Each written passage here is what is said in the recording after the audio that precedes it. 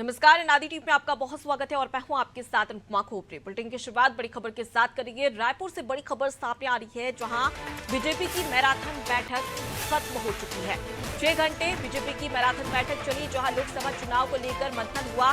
11 सीटों पर जीत के लिए रणनीति बनी, जहां शिव प्रकाश, ओम माथुर, नितिन नबीन मौजूद रहे। साथ ही सीएम विष्णुदेव साय और दोनों डिप्टी सीएम भी इस दौरान मौजूद रहे। तो अरुण साह और उसके साथ ही विजय शर्मा भी इस दौरान मौजूद रहे। देखिए, बीजेपी की मैराथन बैठक शुरू हुई थी और 6 घंटे के तमाम चिंतन, विचार विमर्श के बाद में अब ये बैठक समाप्त हो चुकी है, जहां लोकसभा चुनाव में इस प्रकार से 11 की 11 लोकसभा सीटों पर बीजेपी जीत हासिल कर सके, इसको लेकर रणनीति बनाई गई और तमाम जो दिग्गज नेता थे वो इस बैठक में मौजूद रहे, जहां बैठक में इस प्रकार से चुनाव के दौरान ज्यादा से ज्यादा जीत हासिल की जा सके। लेकिन वही दूसरी ओर देखा जाए तो कांग्रेस भी एक बड़ा टारगेट लेकर यहाँ पर चल रही है और इस टारगेट को कैसे पूरे कर पाती है, ये देखने वाली बात है।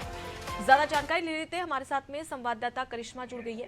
करिश्मा, 6 घंटे बीजेपी की मैराथन बैठक चली, उसके बाद में कौन कौन सी ऐसी रणनीति निकलकर सामने आई है जो कि 11 की 11 लोकसभा सीटें पर जीत हासिल की जा सके बीजेपी के द्वारा?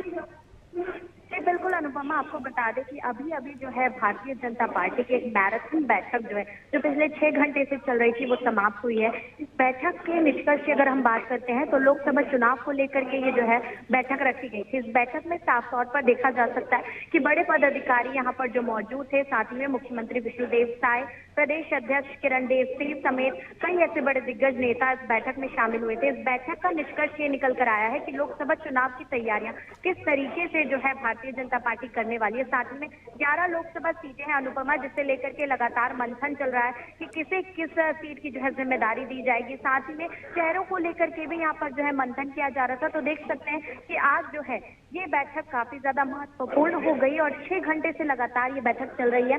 कुछ अब ठाकरे परिसर में ये बैठक रखी गई थी और तमाम बड़े दिग्गज नेता इसमें शामिल हुए और किस तरीके से अब आगे आने वाले समय में लोकसभा चुनाव में भारतीय जनता पार्टी काम करती है, उसे लेकर के यहाँ पर रणनीति तैयार की गई है। जी करिश्मा, मैं आपसे ये भी जानना चाहूंगी, जिस प्रकार से हम 2019 की बात करें, जब लोकसभा चुनाव हुआ था तो 11 में से 9 सीटें बीजेपी के खाते में और कोरबा और बस्तर की बात कर ली जाए तो ये कांग्रेस के खाते में। फिलहाल कोरबा और बस्तर की सीटों को लेकर क्या रणनीति बनाई गई है, क्या इसको लेकर कोई जानकारी सामने आई है?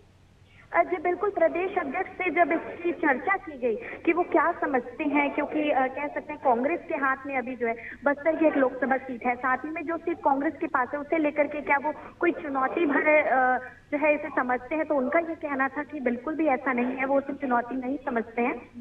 क्यों साथ ही में इसी तरीके की वार्तालाप उन्होंने। जी, तो फिलहाल के लिए बहुत शुक्रिया करिश्मा, तमाम जानकारी हम तक पहुंचाने के लिए। तो देखिए, 6 घंटे तक लगातार मैराथन बैठक चली, जहां पर चिंतन मंथन के बाद में अब इस स्ट्रेटेजी पर भी काम किया जा रहा है कि किस प्रकार से 11 की 11 लोकसभा सीटें बीजेपी के खाते में आ सके और जिस प्रकार से इस बार 400 पार का जो टारगेट रखा है बीजेपी ने वो पूरा किया जा सके। और इसकी मद्देनजर अब छत्तीसगढ़ पर भी बीजेपी की नजर और इस नजर के मद्देनजर अब तमाम जो रणनीति है वो भी बीजेपी के द्वारा बनाई